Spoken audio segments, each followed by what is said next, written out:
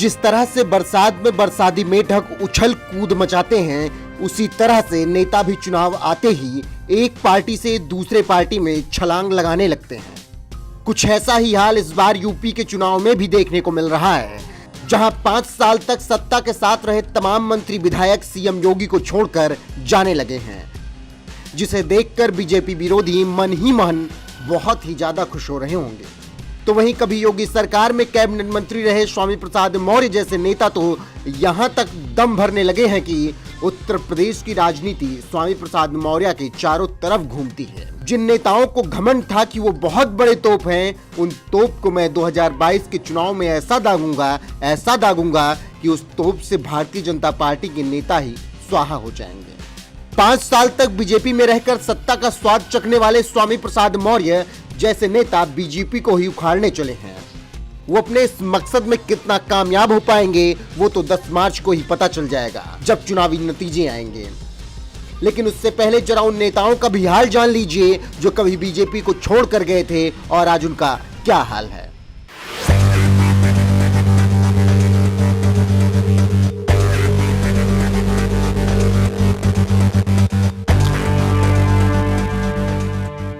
ठीक चुनाव से पहले नेताओं का पार्टी बदलना कोई नई बात नहीं है, मगर इस दल बदलू सियासत के बहाने कुछ लोग ऐसा माहौल बनाने लगे हैं कि जैसे बीजेपी अब बस चुनाव हारने ही वाली है। लेकिन इन विरोधियों को यह नहीं भूलना चाहिए कि इससे पहले सावित्रीबाई फुले, उदित राज, शत्रुघ्न सिन्हा जैसे नेताओं ने भी बीजेपी छोड़ी थी, जिसके बाद उनकी क्या हालत हुई ये आप चुनावी आंकड़े देखकर समझ सकते हैं।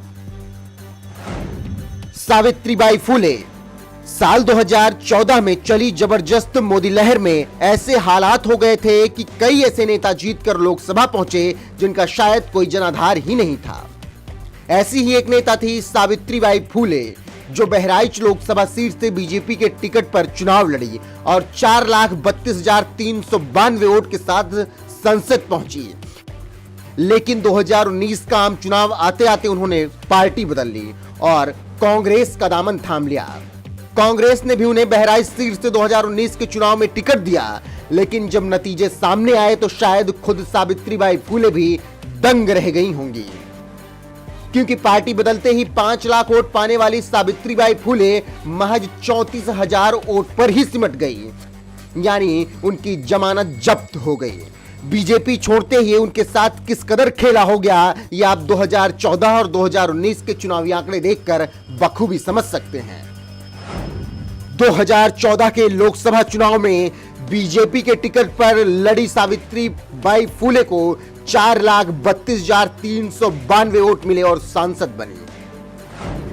2019 के लोकसभा चुनाव में कांग्रेस के टिकट पर चुनाव लड़ी सावित्रीबाई फुले को 34,454 वोट मिले और जमानत जब्त हो गई।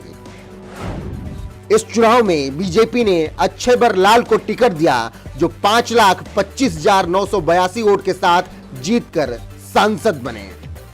इन आंकड़ों को देखकर आप बखूबी समझ सकते हैं कि बीजेपी छोड़कर कांग्रेस में जाने के बाद सावित्रीबाई फुले का क्या हाल हुआ। उदित राज, अब बात करते हैं उदित राज की। साल 2014 में बीजेपी ज्वाइन करने वाले उदित राज को पार्टी ने राजधानी दिल्ली की नॉर्थ वेस्ट सीट से टिकट दिया और मोदी लहर में वो भी जीतकर संसद पहुंच गए। उन्हें 6,29,000 से भी ज्यादा वोट मिले, लेकिन 2019 का चुनाव आते आते उन्होंने भी बीजेपी छोड़ दी और कांग्रेस के साथ चले गए।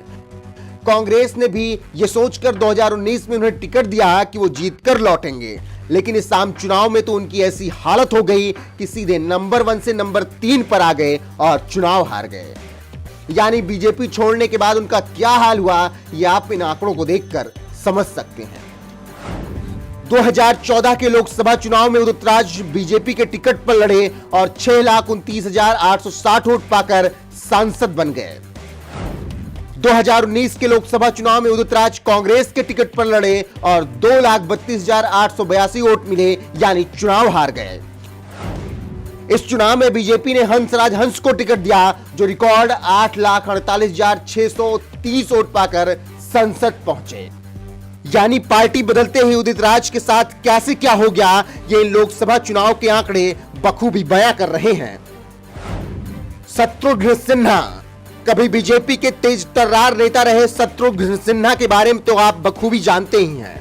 कभी अटल सरकार में मंत्री रह चुके शत्रुघ्न सिन्हा साल 2019 में बिहार की पटना साहिब सीट से बीजेपी सांसद थे, जिन्हें 2014 के लोकसभा चुनाव में भी बीजेपी ने इसी सीट से टिकट दिया और शत्रुघ्न सिन्हा 4,85,000 से भी ज्यादा वोट हासिल कर संसद पहुंचे। लेकिन 2019 का चुनाव आते आते सिन्हा ने भी पाला बदल लिया और कांग्रेस में शामिल हो गए। कांग्रेस ने भी उन्हें पटना साहिब सीट से ही मैदान में उतार दिया, लेकिन वो बीजेपी नेता रविशंकर प्रसाद को टक्कर नहीं दे पाए और महज 3,22,000 वोट ही पा सके। 2019 के चुनाव में शत्रुघ्न सिन्हा की क्या हालत हुई, आप ये चुनावी आंकड़े को देखकर बखूबी समझ सकते हैं। 2009 के लोकसभा चुनाव में शत्रुघ्न सिन्हा बीजेपी के टिकट पर लड़े और 3,16,549 वोट हासिल कर संसद पहुंचे।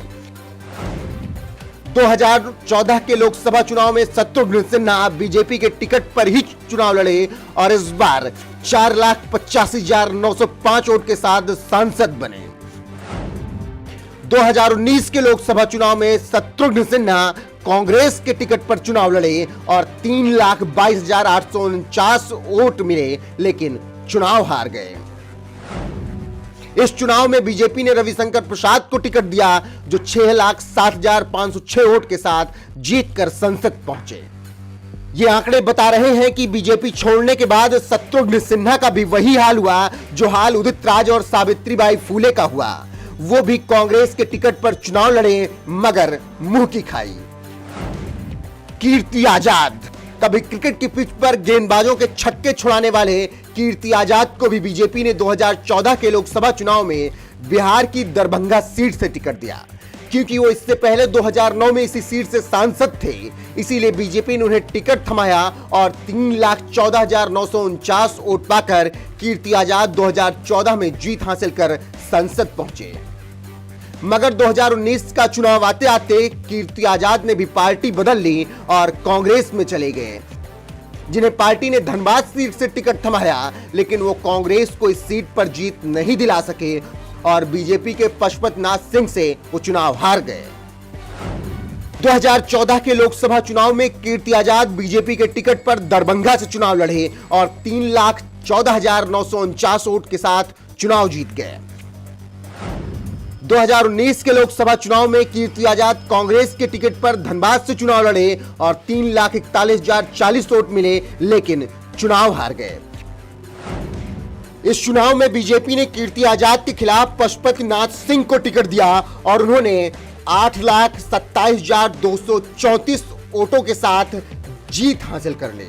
पशुपतिनाथ सिंह इससे पहले 2009-2014 के लोकसभा चुनाव में भी बीजेपी के टिकट पर धनबाद से जीत चुके थे और 2019 के चुनाव में भी उन्होंने कांग्रेस में शामिल हुए कीर्ति आजाद को हराकर लोकसभा पहुंचे।